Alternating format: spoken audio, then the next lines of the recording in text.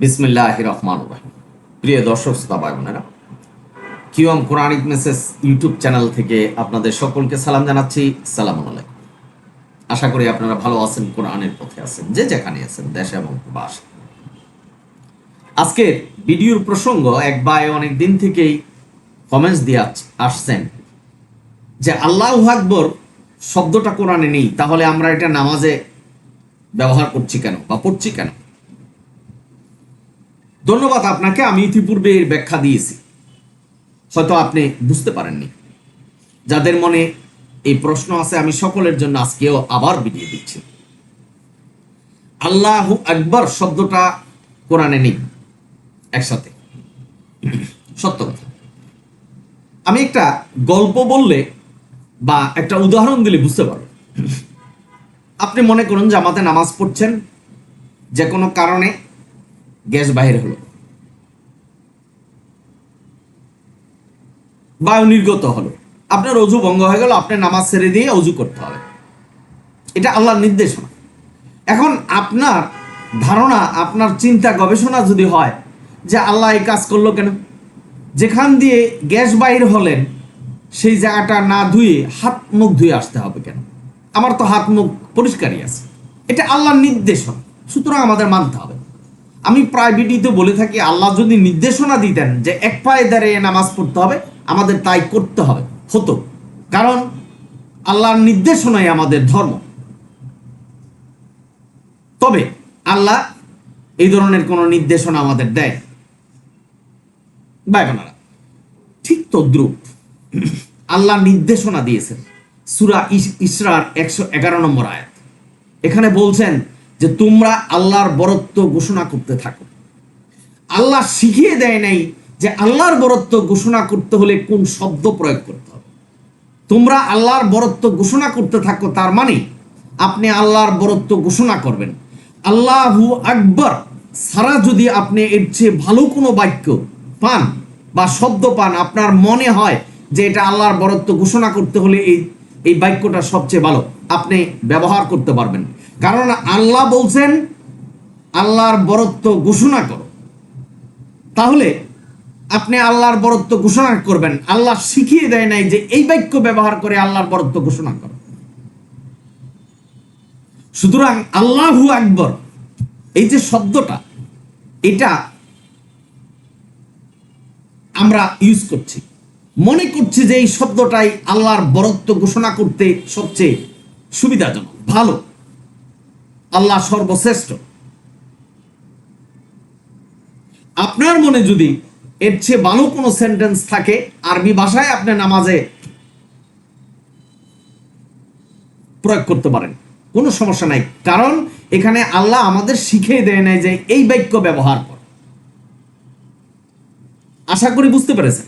আপনার ধারণা, আপনার যে চিন্তা, আপনার মনে যে প্রশ্ন ছিল, সেটা দূরীভূত হয়েছে। আল্লাহ যেভাবে নির্দেশনা দিয়েছেন সেভাবেই আমাদের নির্দেশনা পালন করতে হবে। আল্লাহ বলেছেন নামাজ কায়েম করো, আকিমুস সালাত, আল্লাহর বিধান ছায়ার মতো অনুসরণ করো। এখন আকিমুস সালাত আমাদের যে মানে শারীরিক যে সালাত, অর্থাৎ রুকু সেজদা করা, এটাও আল্লাহ বলে দিয়েছেন কোরআনে। আমি এই ব্যাপারে বিস্তর ভিডিও দিয়েছি, কোরআন ভিত্তিক সালাতের বিধান। অনেক মোল্লারা বলছেন যে কোরআনে সালাতের বিধান নেই, বা এই শারীরিকভাবে আমরা যে সালাত কায়েম করছি সেটা নেই। এক সালাত, এক শব্দের অর্থ হলো আল্লাহর হুকুম ছায়ার মতো অনুসরণ করা। এবং এই সালাত আমরা যেটা নামাজ বুঝি, সেটা হলো শারীরিক অঙ্গভঙ্গির মাধ্যমে আমরা যে নামাজ পড়ি। কারণ সূরা ইয়াসিন হাত পা আপনার সাক্ষী দিবে। আপনি যদি হাত পা ব্যবহারই না করেন, তাহলে কি সাক্ষী দিবে আপনার হাত পা? আপনি কপাল দ্বারা জমিনে সেজদা করছেন, আল্লাহকে সেজদা করছেন, সাক্ষী দিবে। আপনি কি কোরআন ভিত্তিক করছেন না আপনার নিজের বানানো হুকুম বিধানের মাধ্যমে আল্লাহকে সেজদা করছেন? মুসলমান ছাড়া আরো অনেক জাতি সেজদা করে, সামনে হয়তো মূর্তি রাখে বা মূর্তি না রাখা অবস্থায়ও সেজদা করে, ভিন্ন মত। ভাই বোনেরা, আপনারা যারা শুনছেন, আল্লাহ এই ইসলাম ধর্মকে মনোনীত করেছেন কোরআনের মাধ্যমে, কোরআনের বিধানের মাধ্যমে, যে ইসলাম ধর্ম একটা পূর্ণাঙ্গ ধর্ম, আর কোরআন হলো ফুল অফ লাইফ। আপনার জান্নাতে যেতে হলে এই বিধানকে অনুসরণ করতে হবে। ভাই বোনেরা, আপনারা যারা শুনছেন, সুতরাং ইসরার 111 নম্বর আয়াতে আল্লাহ বলছেন আল্লাহর বরত্ব ঘোষণা। আপনি আল্লাহর বরত্ব কিভাবে ঘোষণা করবেন সেটা আল্লাহ শিখিয়ে দেয় নাই, আপনি করবেন। আপনি যদি মনে করেন যে আল্লাহু আকবরের চেয়ে বড় কোনো শব্দ আছে, বাক্য আছে যেটা আল্লাহর জন্য ভালো, আপনি সেটা ব্যবহার করতে পারেন। আশা করি বুঝতে পেরেছেন। সুতরাং বিশেষ করে যিনি প্রশ্ন করেছেন, আপনি সংশয়ে থাকবেন না। যারা কোরআনের কথা বলে তাদেরকে মিথ্যা বানানোর চেষ্টা করবেন না, কারণ আল্লাহ অনেক হুকুম বিধান দিয়েছেন যেটা আমাদের মনে হয়তো ভালো নাও লাগতে পারে, যে আল্লাহ এটা করলে সবচেয়ে ভালো হতো, আল্লাহ এটা করলে সবচেয়ে ভালো হতো, আমাদের যদি পিছন দিয়ে একটা চোখ দিতেন তাহলে আরো ভালো হতো। এই ধরনের কোনো বাক্য আল্লাহর সম্পর্কে বলা যাবে না, কারণ আল্লাহ যা ভালো জানেন, আল্লাহর যা ইচ্ছা হয়েছেন সেটাই করেছেন, এবং আল্লাহর ইচ্ছাই আমাদের ধর্ম। এই আল্লাহর ইচ্ছায় যদি আপনি ইচ্ছায়িত না হতে পারেন, আপনার জন্য জাহান্নাম অবধারিত। সুতরাং ভাই বোনেরা, আজকে যিনি প্রশ্ন করেছেন, আমি আপনাকে বলছি, আপনি আল্লাহু আকবরের চেয়ে যদি আল্লাহর বরত্ব ঘোষণা করার এর চেয়ে কোনো সুন্দর বাক্য আপনি পান, আরবিতে সেটা নামাজে ব্যবহার করতে পারবেন। এবং আপনি যদি আল্লাহু আকবরের চেয়ে বেশি সুন্দর বাক্য আপনার ভিতরে থাকে, আপনি আমাদেরকেও জানাবেন, আমরাও ব্যবহার করব। কারণ আমি কোরআনের ছাত্র, আমি কোরআন থেকে শিখছি। আপনার কাছ থেকে যদি মূল্যবান কোনো বাক্য আমি পেয়ে থাকি, ধন্য হব। ভাই বোনেরা, আপনারা যারা শুনছেন, আমি সকলকেই বলছি, যদি আল্লাহু আকবর, আল্লাহর বরত্ব ঘোষণা করতে যে এর চেয়ে বড় কোনো বাক্য পান, আমাকে জানাবেন। এটা আপনাদের প্রতি অনুরোধ রইল। সুতরাং যিনি প্রশ্ন করেছেন, আশা করি ভাই বুঝতে পেরেছেন। তাও যদি আপনার বোধগম্য না হয় এবং বুঝতে কষ্ট হয়, স্পেসিফিক হয়, অর্থাৎ স্পেসিফিকলি মোর ডিটেলস আমাকে জানাবেন, প্রশ্ন করবেন, আমি উত্তর দিতে বাধ্য। ভাই বোনেরা, আপনারা যারা শুনছেন, কোরআন হলো আমাদের ধর্মগ্রন্থ, আল্লাহর বিধান, এটাই আমাদের পালন করতে হবে, এই নির্দেশনাই মানতে হবে। সুতরাং আল্লাহ যেভাবে নির্দেশনা দিয়েছেন, সেই নির্দেশনাই আমাদের মানতে হবে। আল্লাহ শূকরের মাংস খেতে আমাদের নিষেধ করেছেন। এই দুনিয়াতে কোনো স্পেসিফিক কোনো ডিটেলস কারণ নেই আল্লাহ কেন নিষেধ করেছেন। আল্লাহ নিষেধ করেছেন, আমরা খেতে পারবো না। বাবা না, এখন আপনি যদি বলেন সারা দুনিয়ার মানুষ এই শূকর খাচ্ছে, তাদের কোনো রোগ বালাই কিছুই হচ্ছে না, তা আল্লাহ এটা নিষেধ করলো কেন? বলছেন যে এটা খুব নোংরা প্রাণী। আল্লাহ কি বলছেন যে এটা নোংরা প্রাণী, এর জন্য তোমাদের এটা খাওয়া নিষেধ করেছি? আল্লাহর ইচ্ছা হয়েছে, আল্লাহ জানেন কি কারণ যার জন্য এটা নিষেধ করেছে। তাই না? আপনার মনে যদি প্রশ্ন জাগে যে মায়ের পেটে কি বাচ্চা হচ্ছেন, এটা তো ডাক্তার বলে দিতে পারছে, কোরআন বলছে আল্লাহ জানে শুধু।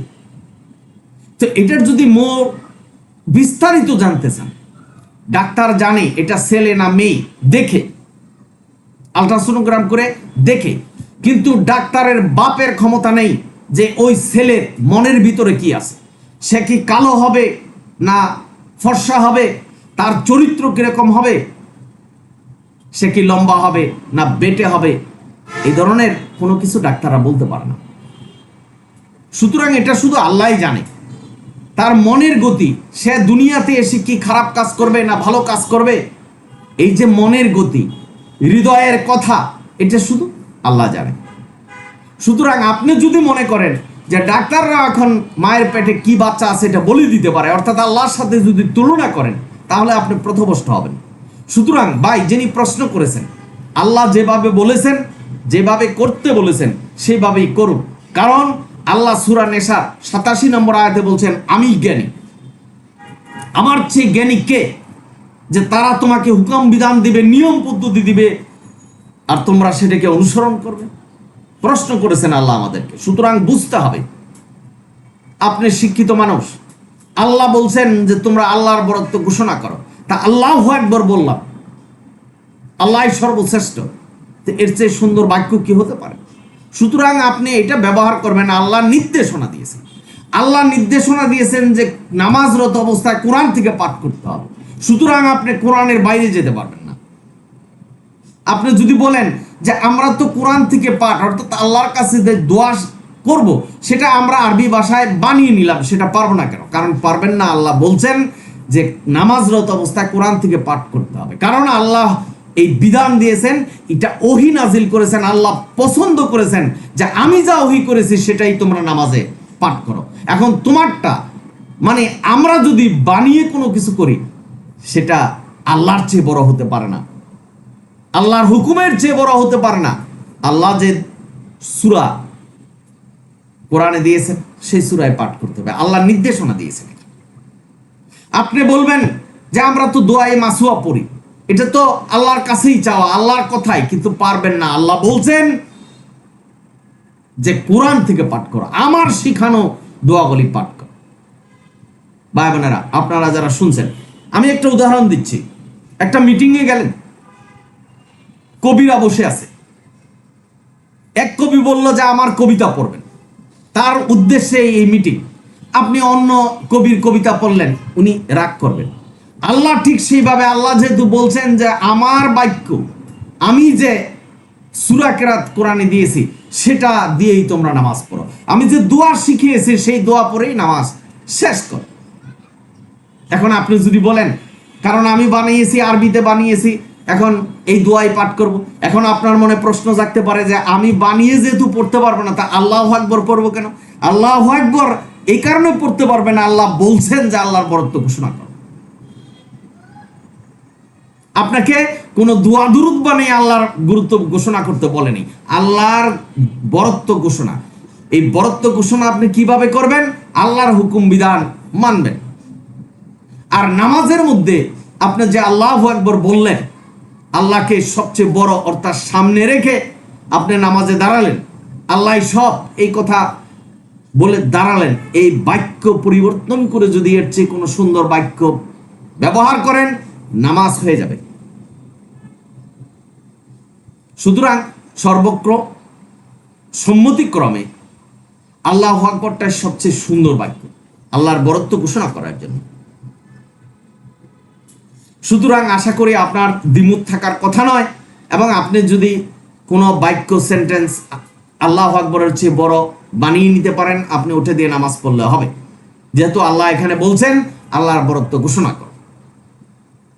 আর হাত পা উঠাইতে হবে, কপালে সিজদা দিতে হবে, রুকু দিতে হবে, এটা হলো আল্লাহর নির্দেশনা, আল্লাহ বলছেন কোরআনে। আমি কোরআন ভিত্তিক সালাতের বিধান এই ভিডিও দিয়েছি, আপনি ভিডিওটা দেখবেন।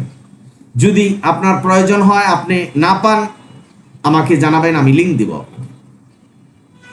আশা করি বুঝতে পেরেছেন। সকলেই ভালো থাকুন, সুন্দর থাকুন, কোরআনের পথে থাকুন। ভিডিও যদি ভালো লাগে সাবস্ক্রাইব এবং শেয়ার করবেন। অনিল হামদুলিল্লাহ রাব্বিল আলামিন।